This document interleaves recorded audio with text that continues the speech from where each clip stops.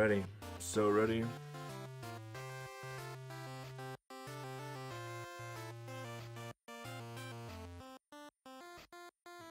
Alright. It looks like we are live. Oh, we are on. Welcome everyone to Titus the Fox. While you were talking some trash in chat, I don't know if you guys understand. Let's take a quick 10 seconds to look at this title screen real quick here. You want to see eye bleach. There's some eye bleach for you. Alright. Titus the Fox. We're going to be doing the hard difficulty, which the only difference is hard runs at about 2 times the speed. So with that, we're going to get started in 3, 2, 1. Let's roll. So yeah, Titus the Fox, pretty interesting game in my opinion. I picked this game up a couple months ago. I was playing it for Game Boy Adventure, and the game took me like an hour and a half blind, and I didn't understand the game at all. So I was like, I kind of want to speedrun this game, and there happened to be a leaderboard with like 2 people on it, and I'm like, alright, well, we're gonna learn how to play Titus the Fox. So I literally learned the Titus the Fox speedrun like maybe a month or 2 ago. It's been interesting, it's been a ride for sure. So a little bit of background on the game itself. This game came out for quite a few different platforms. We're playing it on the Game Boy right now. Yes, this is on Super Game Boy too. So you're gonna see intentional deaths. So with those bonus screens, we want to just die as fast as possible. We don't want the full like minute or whatever it is to go through and get all those items or anything else like that. We're also you're gonna see me pause a little bit once in a while through stages. That's just to see how much health I have left. Because there's a lot of damage boosting that happens throughout this entire game. There are no bosses in this game, so don't expect any type of fights. The only bosses is just my controller wanting to cooperate. The thing that makes me drawn to this game is basically this stage right here. This game is a platformer puzzler, I guess would be the best way to call it. The game is littered with hidden passages and hidden ladders to get to the end of the stage. Along the way, you see these little squares with diamonds inside of them. If you collect every 100 of them that you collect, you get an extra 1-up. We'll probably get one eventually, but it's whatever. This is probably the hardest stage in the run. This is where it starts introducing a lot of the ice physics, I guess. It looks like mayonnaise on a platform. But this is probably the hardest stage in the run, simply because you can't run on the mayonnaise. You gotta try and keep all of your momentum that you can without falling into a pit. So, the hardest part is, like I said, everything moves at 2 times speed and you can't move on the mayonnaise. So, what happens is you have to try and keep all of your momentum all the way through and still predict where the enemies are going to be. So this, like I said, this stage is hard. Oh, come on, Titus. What do we got here? I have 1 hit. Okay, I can take 1 hit, which is right here. Alright, let's see how this stage is gonna go.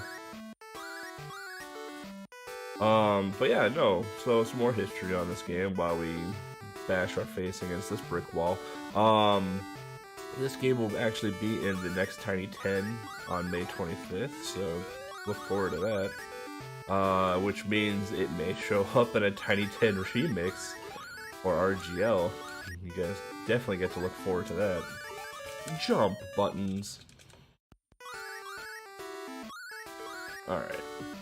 Serious time. Super Mario Brothers went over this real quick. Oh, a streamer update in chat, alright.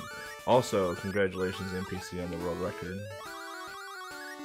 Y'all should be congratulating them if you haven't already.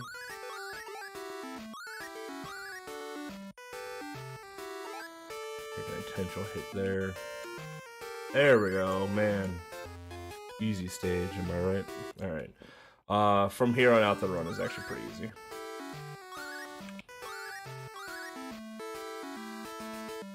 So that is the hardest stage in the game. Hands down, I can't wait to watch people plunder themselves in the Tiny 10 against that stage. Because the Tiny 10 is also doing the hard category as well. Alright. So here we basically just jump. That exit's right up there.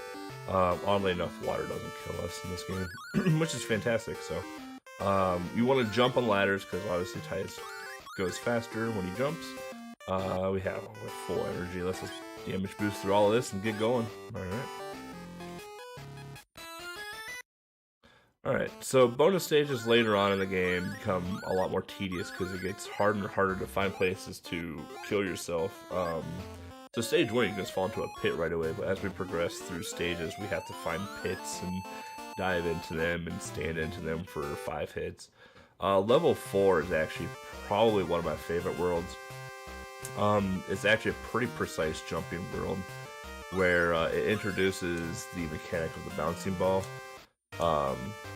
The bouncing ball has a nice little glitch to it if we can do it quickly, where typically it takes 3 jumps with the bouncing ball to get up onto a platform. Yeah, we didn't get it, but if you edge the bouncing ball just right, you can actually do it in 2 jumps, which you'll see probably in stage 5. The rest of this stage here is if you fall, you get to do the entire stage over again. That's the prize for messing up in here. Although that skeleton doesn't look like he'd hit you, he would definitely hit you. The hitboxes in this game extend much further than what they actually look like. This stage is kind of fun. This stage took me blind 45 minutes to figure out, and you'll see why in a second. This stage is something else. So you have to take this hidden passage and just kill everything in your path here with the box. So your instinct is to go left here. Well, you don't know instincts in Titus the Fox very well. You have to trigger this hidden ladder to get to the finish line there. Really good game, really well programmed, really well thought about. But yeah, that stage took me about 45 minutes blind. That was a lot of fun. So here we're gonna fall into the first spikes that we find.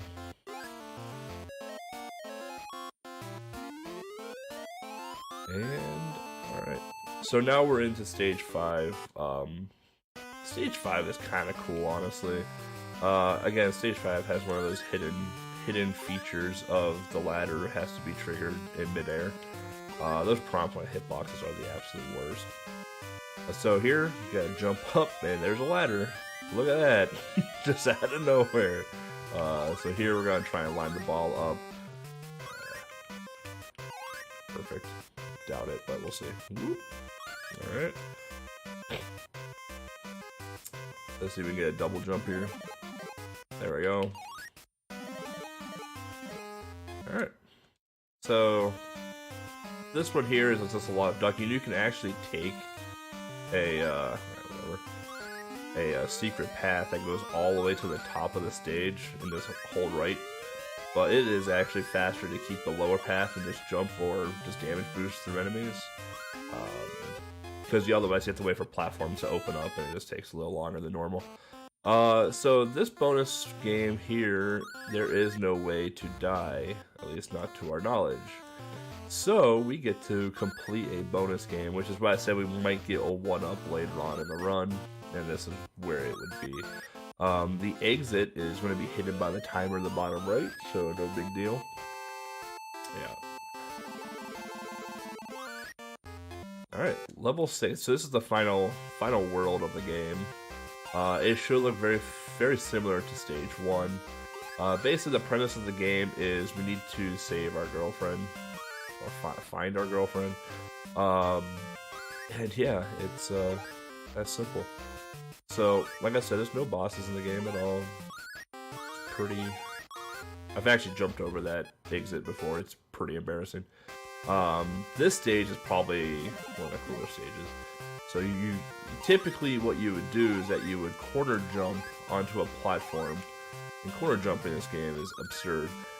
But, okay, well, I'm going to show you the corner jump then since we fell. So what you would typically do is right here on the corner, you would jump. And you can't make that jump anywhere else on that platform, mind you. So, listen, dog. Alright, so what makes this stage nerve-wracking is the jumps. If you miss one jump, you kind of have to do the entire stage over again. So time is coming up here real quick. Oh, we're good. Damage boost to this kid here, and time. Underestimate, that's what I was going for.